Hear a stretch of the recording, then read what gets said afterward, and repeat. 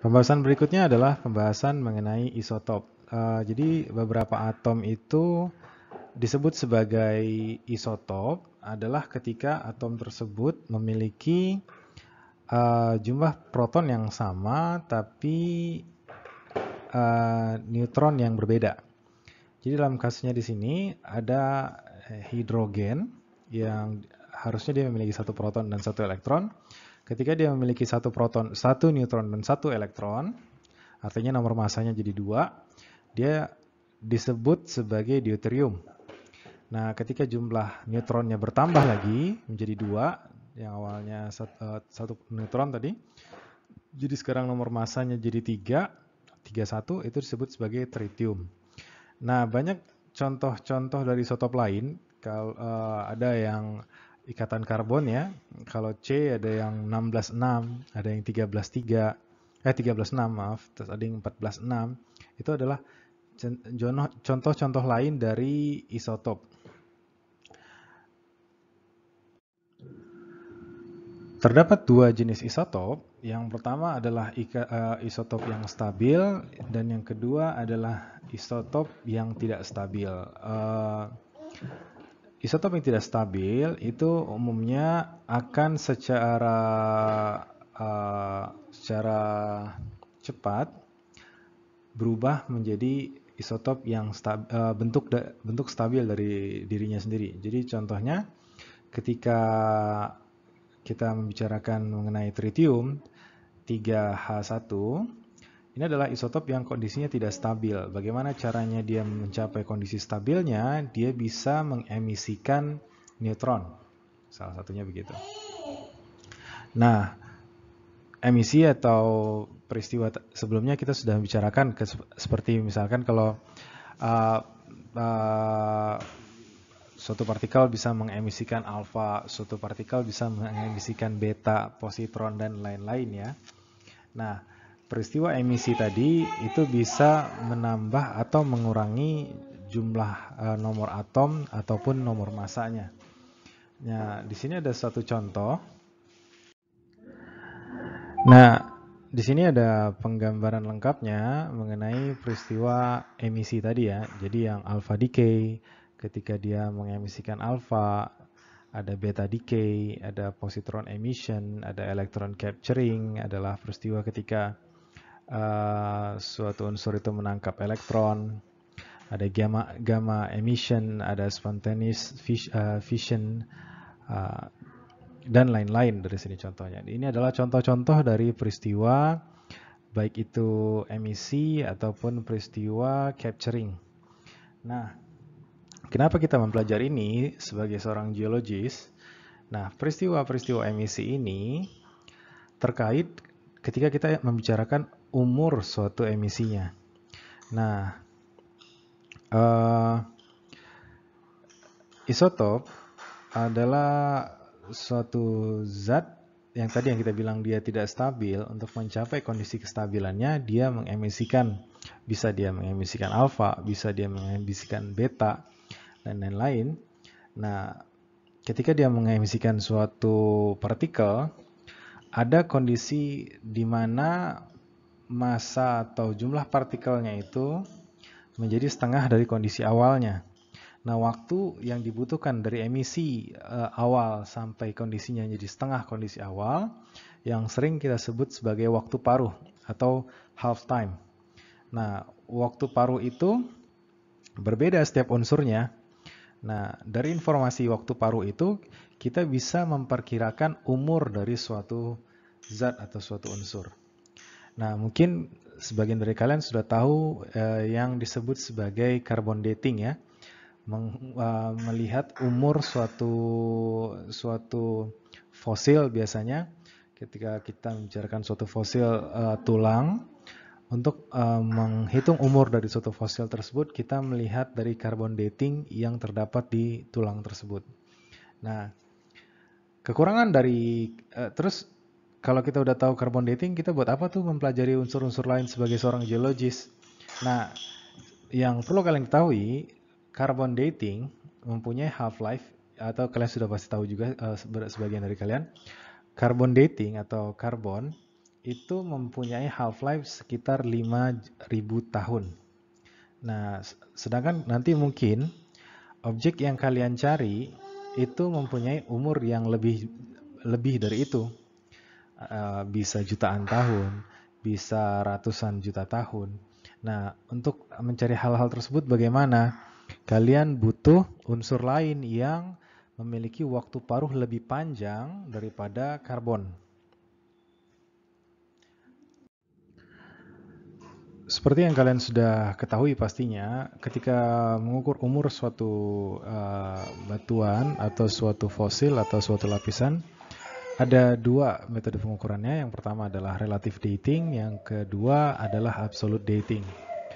Relative dating adalah menentukan umur suatu lapisan berdasarkan pelapisannya ataupun berdasarkan indeks fosil. Jadi contoh di gambar yang sebelah kiri, gambar yang di sini, penentuan umurnya berdasarkan informasi dari stratigrafinya atau perlapisannya. Di sini menunjukkan kalau lapisan yang terbentuk pertama kali adalah layer sedimen yang pertama, yang kedua di umur berikutnya atau lebih muda, dan yang paling terakhir adalah proses terbentuknya patahan di sini ya. Nah, kalau yang kedua di sini, yang kedua, saya tulisin angka aja di sini mungkin ya. Sorry, ini 1.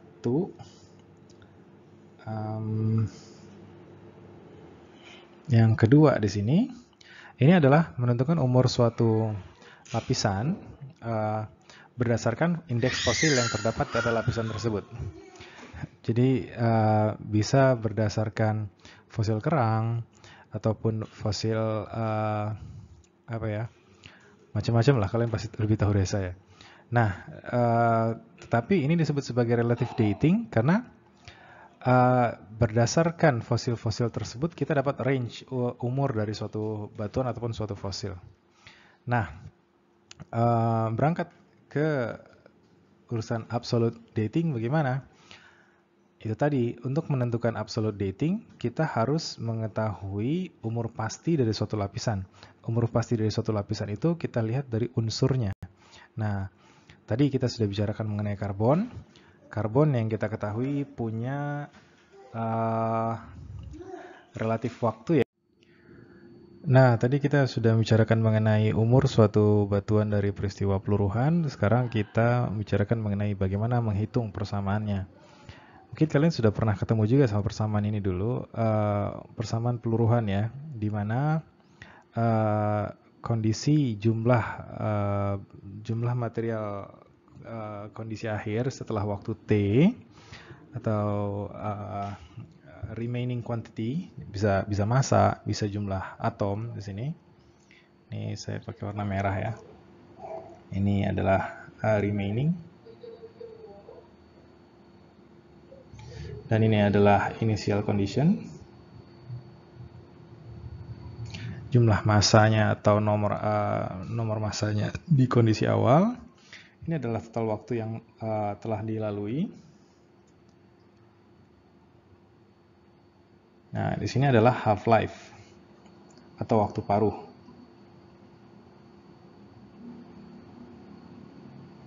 Apa itu waktu paruh? Waktu paruh itu tadi ya, waktu yang dibutuhkan dari suatu zat hingga tersisa setengah dari kondisi awalnya. Jadi misalkan kalau dia 1 gram, berapa lama zat tersebut jadi setengah gram. Nah, itu waktu paruhnya jadi ya.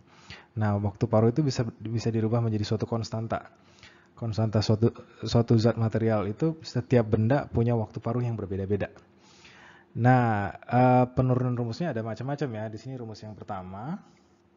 Ini rumus yang kedua, penurunannya adalah mengganti nilai setengah pangkat T per T setengah itu menjadi E pangkat minus T per tau. Dimana nanti hubungannya waktu paruh dengan tau itu seperti ini. Waktu paruh itu bisa dituliskan adalah tau ln 2, atau waktu paruh itu sama dengan ln 2 per lambda, dimana lambda ini nanti disebut sebagai konstanta peluruhan.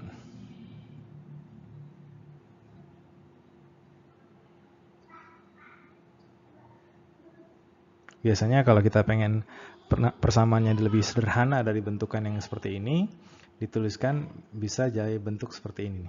Jadi N atau remaining condition itu sama dengan initial condition suatu zat dikalikan E pangkat lambda T.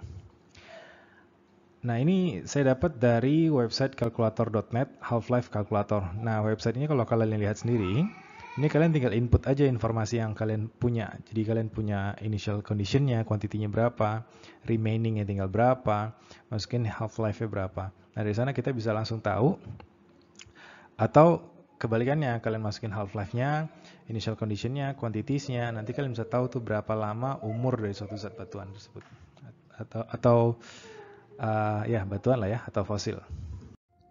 Nah, tadi kita bicarakan karbon. Nah, sebenarnya masih banyak lagi nih metode-metode lain seperti K atau AR dating. Itu dia bisa mencapai range dari 1000 sampai jutaan tahun.